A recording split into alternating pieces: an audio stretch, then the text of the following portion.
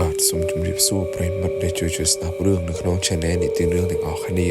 ថ្ងៃនេះគឺខ្ញុំមានរឿងថ្មីមកមួយទៀតហើយដែលចែកជូនដល់អ្នកគ្នាបាទស្ដាប់លេងកំសាន្តចាំមុននឹងយើងចូលទៅដល់សាច់រឿងសូមអ្នកគ្នាជួយចុច Like Subscribe និង Share ទៅឲ្យមិត្តភ័ក្តិនិងក្រុមគ្រួសារអ្នកគ្នាបាទស្ដាប់លេងកំសាន្តផង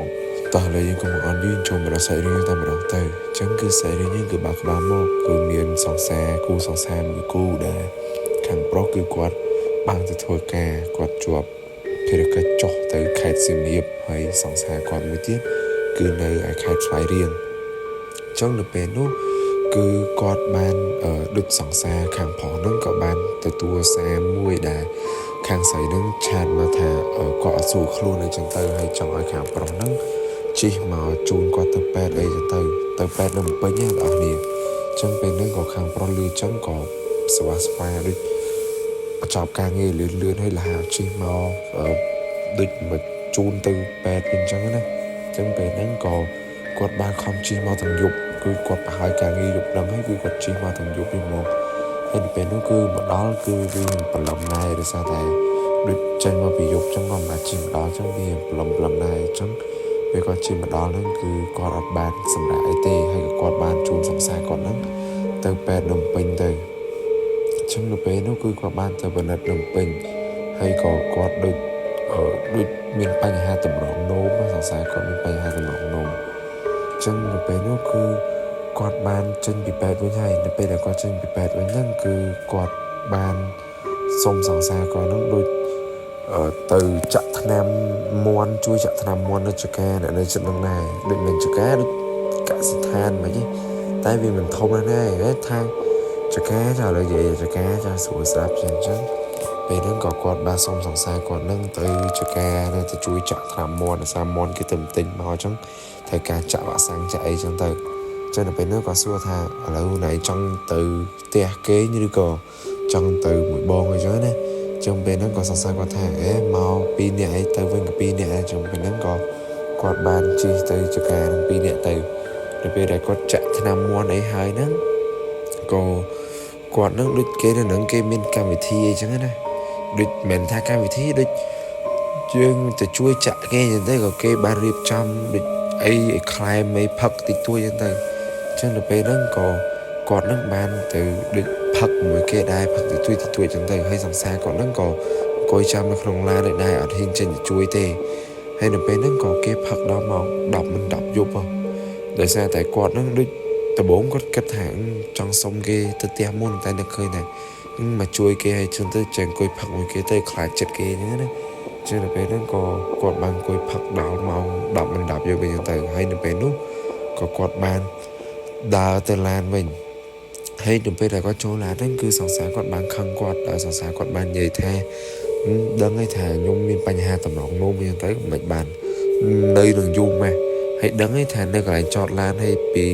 កន្លែងចតឡានទៅដល់បន្ទប់ទឹកហ្នឹងគឺវាឆ្ងាយខ្ញុំដើរដល់ទេហើយក៏វាយប់ណាស់ដែរអញ្ចឹងខ្ញុំដើរមិនកើតទៅពេលនោះក៏គាត់នោះបានឆ្លោះគ្នាបែរថាឆ្លោះគ្នាដូចសង្សារគាត់នឹងដូចខាងស្រីនឹងខឹងខាងប្រុសអញ្ចឹងក៏បានចុះពីលើឡានឲ្យដើរហើយទៅពេលនោះក៏អូយដល់វគ្គគួរព្រឺស្បល់អ្នកនរអញ្ចឹងទៅពេលនោះក៏ដូចខាងស្រីដើរទៅតាមផ្លូវទៅហើយពេលនោះគឺនៅកសិដ្ឋានហ្នឹងគឺវាស្ងាត់ណាស់បងប្អូនវាអត់មានដូចផ្ទះប្រជាជនទេគឺវាមានតែព្រៃមិនព្រៃដូចពិបាកបញ្យល់ណាបងប្អូនដូចវាមានដើមឈើច្រើនណាតែក៏វាមិនព្រៃស្ទប់ទ្រប់អីណាដែរតែក៏វាមានដើមឈើច្រើនហើយម៉ោង10មិន10យប់ឯងនេះគិតមកហើយគាត់ដើរទៅតាមផ្លូវលំហ្នឹងផ្លូវលំហ្នឹងពេលហ្នឹងក៏សង្សារគាត់នឹងបានប្រាប់សង្សារគាត់នឹងបានខំស្រែកហៅគាត់ថាអូនចូលឡាននេះមកនៅពេលនោះគឺគាត់បានថាមិនថាហៅខ្ញុំចូលឡានវិញចឹងខាងស្រីក៏បាននិយាយចឹងណាមិនថាហៅខ្ញុំចូលឡានវិញចឹងហើយទៅមកពេលហ្នឹងគឺគាត់បានថាឥឡូវចូលឡានសិនមកចាំបងប្រាប់ខ្លួនឯងអីហើយពេលហ្នឹងសង្សារគាត់ថាអត់ព្រមចូលទេចឹងទៅចឹងនៅពេលហ្នឹងក៏ខាងប្រុសហ្នឹងឲ្យខាងស្រីហ្នឹងអោនមុខមកជិតកញ្ចក់អីខាងប្រុសខ្សឹបថាអូនមានគេដើរតាមក្រោយខ្លួនឯងពាក់អាវពណ៌សមិនអាវដូចឈុតពណ៌សឲ្យសក់វែងអូនហើយនៅពេលនោះក៏សង្សារគាត់អត់ជឿឯងសង្សារគាត់ក៏បានដើរទៅទៀតគិតថាសង្សារខាងប្រុសហ្នឹងក៏ប្រឡាច ខាងស្រីឲ្យឡើងឡានមកចឹងនៅពេលនោះក៏ពេលតែពេលគាត់និយាយសុខប្រាប់ចំគ្នានោះខាងស្រីមានអារម្មណ៍ថាព្រឺឆ្អឹងខ្នងយំមកទៅជាទៅសំទោសដល់គ្នាទៅជាឆ្អឹងខ្នងយំមកពេលហ្នឹងគឺទៅជាខ្លាំងដូចព្រឺយំមកដូចមានខ្យល់អីបក់មកចឹងព្រឺអ្នកនរនេះពិបាកបញ្យល់អ្នកនរនេះចឹងនៅពេលហ្នឹងក៏ខាងស្រីហ្នឹងក៏មានអារម្មណ៍ថាអត់ស្រួលដែរតែគាត់ធ្វើមិនអាចចិត្តខឹងនឹងមានតែមានចឹងក៏គាត់បានបន្តដើរទៅមុខទៀតធ្វើដូចអត់ខ្វល់អត់ដឹងអត់អីចឹងទៅចឹងនៅពេលហ្នឹងគឺគាត់បានបន្តដើរទៅមុខទៀតនៅពេលតែគាត់ដើរទៅមុខទៀតហ្នឹងគឺគាត់មានអារម្មណ៍ថាមានគេដើរក្រោយគាត់មែននៅពេលនោះក៏គាត់បានចូលឡានយកហ្មងទៅហើយអ្នកនរនេះដឹងហើយដូចគាត់ខាងតកុងខាងឆ្វេងហើយខាងអ្នកតាណាអង្គុយហ្នឹងនៅខាងស្ដាំណាចឹងពេលនោះគាត់បានបើកទ្វារចូលហើយគឺគាត់មើលអាកញ្ចក់ឡានអាកញ្ចក់ខាងឆ្វេងស្ដាំសម្រាប់មើលឆ្វេងស្ដាំមកពេលហ្នឹងនៅពេលដែលគាត់បើកទ្វារគាត់បិទទ្វារវិញប៉ក់ដល់នេះគាត់មើលឃើញមនុស្សស្រីនៅតាមអាកញ្ចក់ហ្នឹងមែនឃើញមនុស្សស្រីហើយពេលហ្នឹងមនុស្សស្រីហ្នឹងដូចម្នាក់ស្រីហ្នឹងគឺទម្លាក់សក់ហើយពាក់សហើយនៅពេលហ្នឹងគឺម្នាក់ស្រីហ្នឹងភ្នែកម្នាក់ស្រីហ្នឹងគឺមើលអាដាក់គាត់ទេ